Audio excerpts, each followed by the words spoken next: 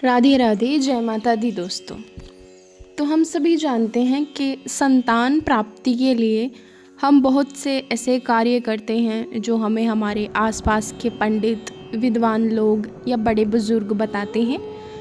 लेकिन आज मैं आप लोगों को बताने जा रही हूँ संतान प्राप्ति के ऐसे 5 व्रत जो हमारे शास्त्रों में दिए गए हैं, और अगर उनको आप करेंगे 5 विधियों को, तो आप निश्चित रूप से ही बहुत जल्दी अपने घर खुशखबरी सुनेंगे।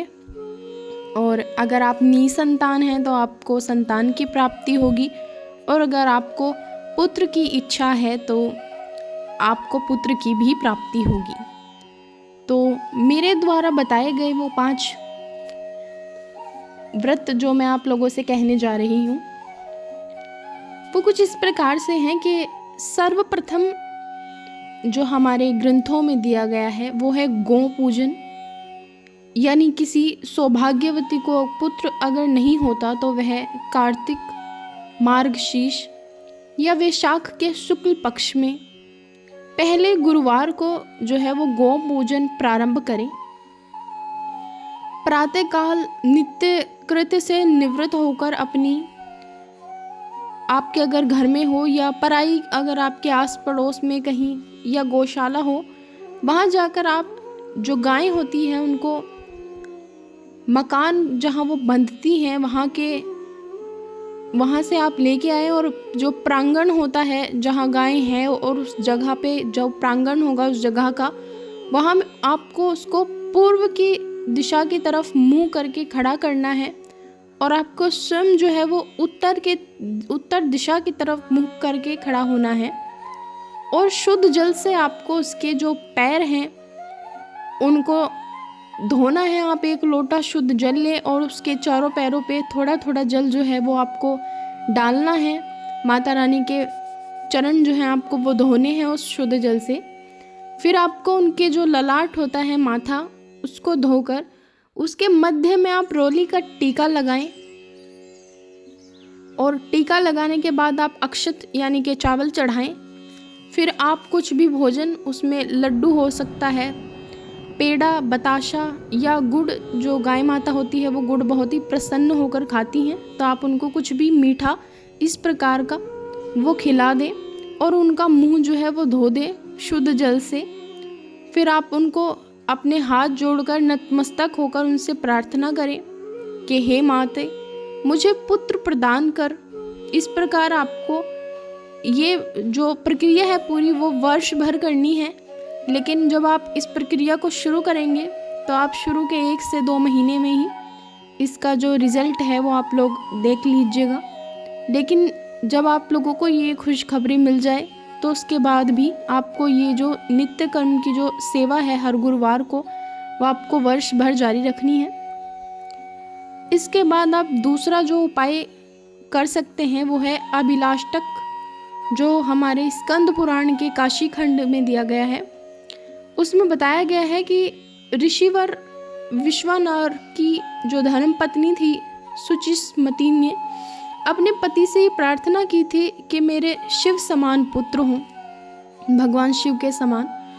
तो यह सुनकर जो विश्वानर थे वो क्षण भर तो चुप रहे, फिर बोले कि एवमस्तु, और उन्होंने स्वयं ही 12 महीने तक फलाहार, जलाहार और व्यावहार के आधार पर घोर तप किया। फिर काशी जाकर विक्रा देवी और सिद्धि विनायक के समीप चंद्रकूप में स्नान करके वहीं वीरेश्वर के समीप अभिलाष्टक के 8 मंत्रों से बड़ी श्रद्धापूर्वक स्तुति की। इससे जो है वो भगवान शंकर प्रसन्न हो गए, और कुछ ही दिन बाद विश्वानर की पत्नी जो थी सुचिस्मति, उनको गर्भ रह गया।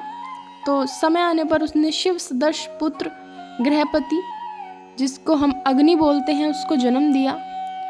तो संतान की अगर आपको कामना है तो पति या पत्नी में से किसी एक को प्रातः शौच आदि से निवृत्त होकर शिवजी का पूजन करना चाहिए।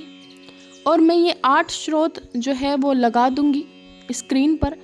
इन 8 श्रोतों का 8 या 28 बार पाठ करें। इस प्रकार 1 वर्ष पर्यंत आप पाठ करते अगर रहेंगे तो आप लोगों को पुत्र की प्राप्ति होगी। तीसरा है पाप घट दान।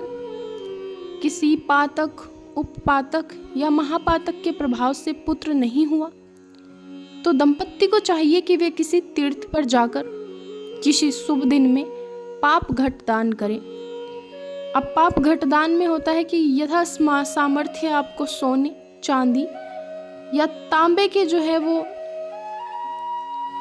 65 पल का कलश रखकर उस पर अग्न्युत्तारकरण पंचक व्याधि से शुद्ध करें उनको। साथ ही किसी ऐसे दूरस्थ ब्राह्मण को बुलाएं जो दान लेकर चले जाने पर फिर आपको कभी दिखे ना। इससे पूर्व दिन जो है आप इससे पहले दिन स्त्री और पुरुष एक बार भोजन करके ब्रह्मचर्य का पालन करें। फिर दूसरे दिन शौच आदि से निवृत्त होकर शुद्ध स्थान में पूर्व दिशा की ओर मुख करके बैठे।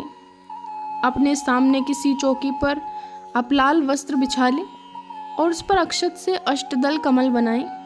फिर उस पर यथाविधि कलश स्थापना करके उसमें घी या शक्कर भर के आम्र पल्लव या अशोक के पत्तों से उसको सुशोभित करके उसके ऊपर पूर्ण पात्र स्थापित करें और उसके मध्य भाग में स्वर्ण निर्मित जो विष्णु मूर्ति और उसके समीप ही फणाकृति की नाग मूर्ति स्थापित करें।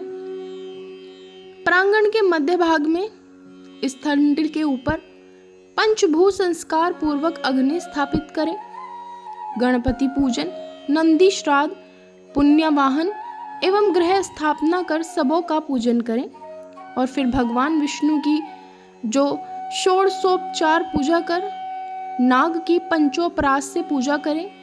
फिर कुश कंटिका करके विष्णु मंत्र से घी की 108 आहुतियाँ दें और पूर्वोक्त ब्राह्मण को पूजन करके उसे भोजन कराएं।